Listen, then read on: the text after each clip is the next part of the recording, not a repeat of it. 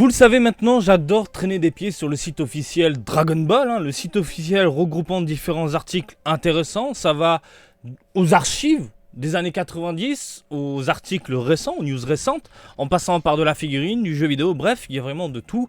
Le seul point qui est vraiment dommage sur ce site, c'est la traduction française qui est au final gérée par une sorte de robot. C'est une traduction automatique, il n'y a pas d'humain derrière, ça se voit et ça se sent.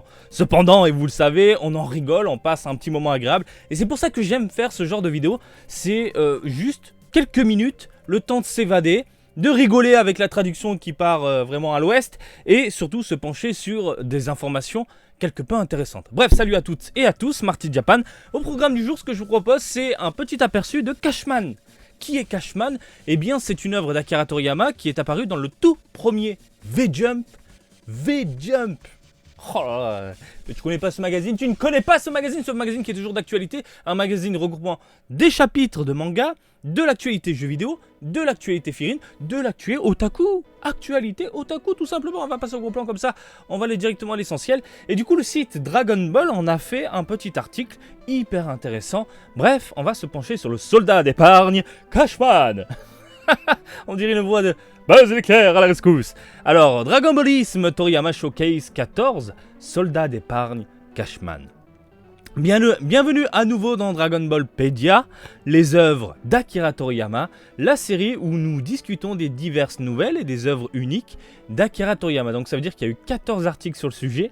Il faudrait que je me penche du coup sur les 13 autres, s'ils sont toujours disponibles, parce que souvent, eh bien, le site supprime des articles. Bref, sujet du jour, Cashman. Cette fois, nous allons jeter un coup d'œil aux aventures héroïques, bien qu'égoïstes, du Saving Soldier Cashman. Vous avez sous les yeux, messieurs, dames, la couverture du tout premier V-Jump 12 décembre.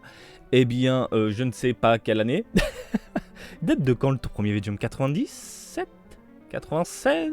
Peut-être un peu avant. Bref, peut-être c'est écrit quelque part. Oh là, 90! 90! Publié dans le numéro...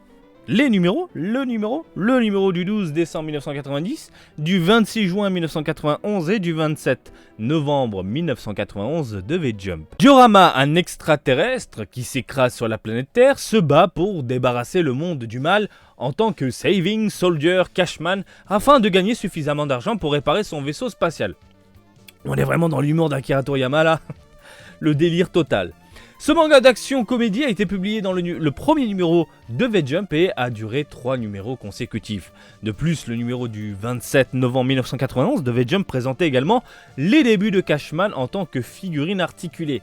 Ça nous intéresse ça. D'ailleurs, je la vois assez souvent cette figurine. Peinte par Akira Toriyama lui-même.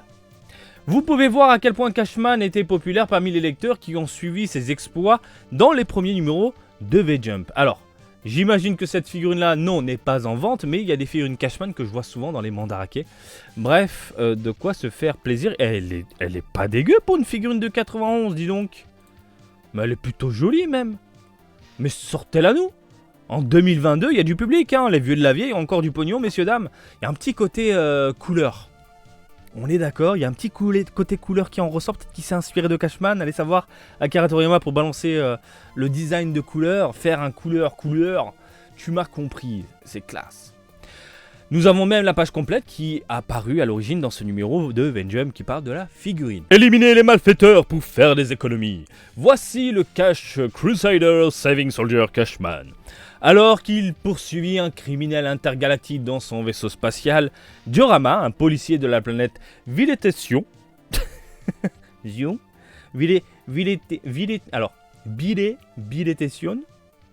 est attaqué et s'écrase sur Terre. Pour ne pas changer, ça nous rappelle notre ami Jacko. Lors de l'accident, Diorama renverse accidentellement Chapad, un policier sur Terre. Diorama décide alors de fusionner avec l'officier déchu. Il est là, Chapad, il va claquer. Il se trouve que le vaisseau spatial de Diorama est alimenté par de l'or qui peut être trouvé sur Terre. Ainsi, Diorama a l'idée de gagner de l'argent en battant des malfaiteurs, puis en utilisant ses économies pour remettre son vaisseau spatial en marche. Chapad découvre où se trouvent des vauriens et se précipite sur les lieux. Une fois là-bas, il se transforme en Cashman, soldat de l'épargne. C'est génial. J'adore ce vieux trait des années 90. Oh, c'est fantastique. C'est vraiment excellent. J'adore les couleurs ternes, j'adore ce vieux papier, j'adore le design carré. Hein, on est sur du vieux Toriyama, hein, voilà. Hein, on va pas cracher dessus, au contraire, on est très fan, messieurs, dames. Cashman fait une apparition élégante comme un super-héros d'une série de tokusatsu, ou pour tous les fans de Dragon Ball, Great Saiyan-Man. Hein. Tokusatsu, c'est tout ce qui regroupe un peu les super-héros japonais, tout ce qui est live-action. Il y a les Sentai, les Tokusatsu, les Kamen Rider, voilà, tout cet univers, les Metal Hero. Tu connais Gavan, Xor, tu connais Bioman, voilà, hein, c'est tout ça un peu. Donc là, il fait le beau gosse, hein, Chokin Senshi Cashman. C'est vrai que ça fait penser au Great Saiyaman. Hein, vraiment, on est dans le même délire total à la Akira Toriyama. Cashman expédie rapidement les criminels avec sa force incroyable, puis ne perd pas de temps à obtenir de l'argent pour ses problèmes auprès des personnes qu'il a sauvées. Hein, voilà, hop, il fait la petite courbette, il récupère un peu quelques deniers. Dans le deuxième chapitre, la petite amie de Chapad est kidnappée par les méchants les plus forts et les plus méchants du monde, les Devil Kings. Les Devil Kings sont un duo qui dégage une aura presque surnaturelle qui rappelle étrangement Vegeta et Nappa, les Saiyans qui ont envahi la Terre. Tout comme les Saiyans susmentionné, le petit est le plus fort des deux.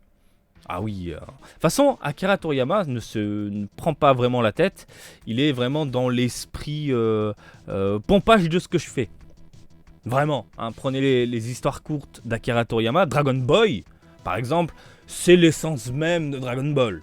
Voilà, et là, au vu du design et du délire, on est vraiment dans l'esprit Vegeta Nappa, hein. Voilà, c'est du délire total, hein. Donc que ce soit d'une œuvre à une autre, Toriyama ne se prend pas la tête, il se fait des clins d'œil et ou récupère tout simplement des idées qu'il a déjà envoyées ailleurs. En même temps, ça ne nous déplaît pas. Cashman ne plaisante pas et utilise tous ses pouvoirs pour effrayer les enfants, lui permettant de collecter 30 000 yens auprès de la petite amie de Chapad, en gros 300 balles. Tout comme Great Saiyan-Man, Cashman s'investit pleinement dans son rôle, les vêtements font l'homme, dit-on. Ah bon? Bref... maman, kawaii, oh, maman, j'ai peur. Et le petit gamin, il a peur là. Il a peur. Mais attends, mais c'était vraiment ça le gamin? C'est ça en fait. C'est un petit gosse. C'est génial. Cashman, je m'en souviens plus du tout. Je les avais lus il y a très longtemps. Mais voilà. Le chapitre 3 présente un voleur nommé Kazuo Kuriyama qui vole 1 milliard de yens en liquide. C'est pas rien. Naturellement, Durama voit cela comme une chance de faire de la pâte sérieuse. D'en faire une affaire sérieuse. Mais il doit être sur ses gardes cette fois. Ce voleur est assez excentrique et a dépensé une fortune pour créer une combinaison mécanique dans le seul but de vaincre Cashman. Voilà, on est vraiment encore dans l'esprit Toriyama, ça fait penser au Red Ruban, hein, ou l'espèce de mecha de Pilaf. Hein, mais quoi qu'il en soit, on est vraiment toujours dans l'esprit d'Akira Toriyama.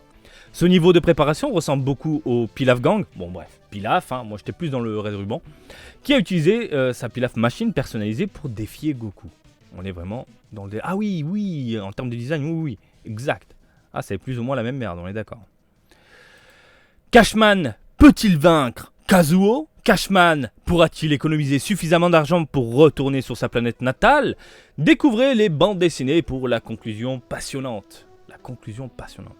Soit dit en passant, un remake de Saving Soldier Cashman a été publié en série dans le numéro de juin 1997 à décembre 1998 de V-Jump.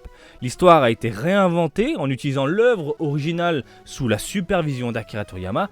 2 vétérans des séries animées Dragon Ball et Dragon Ball Z ont créé et aidé à produire le remake, à savoir Takao Koyama, connu pour son travail de rédacteur en chef de la série, a supervisé le scénario, tandis que le célèbre illustrateur et réalisateur d'animation, même pas besoin de lire le nom, je sais que c'est Nakatsuru, voilà, hein, Katsuyoshi Nakatsuru, était en charge de l'illustration du manga.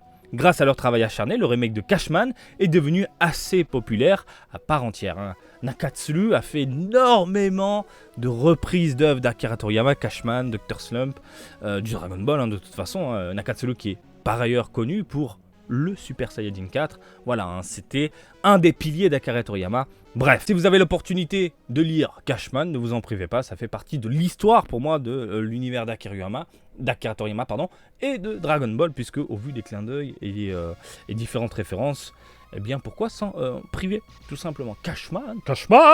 Bref, article intéressant, article sympathique, figurine qui envoie du très très lourd, hein. En plus, c'est Toriyama qui a pris les pinceaux. Figurine qu'on retrouve, alors c'est pas celle-là comme je vous l'ai dit, mais on a du Cashman un peu partout, les prix sont pétés.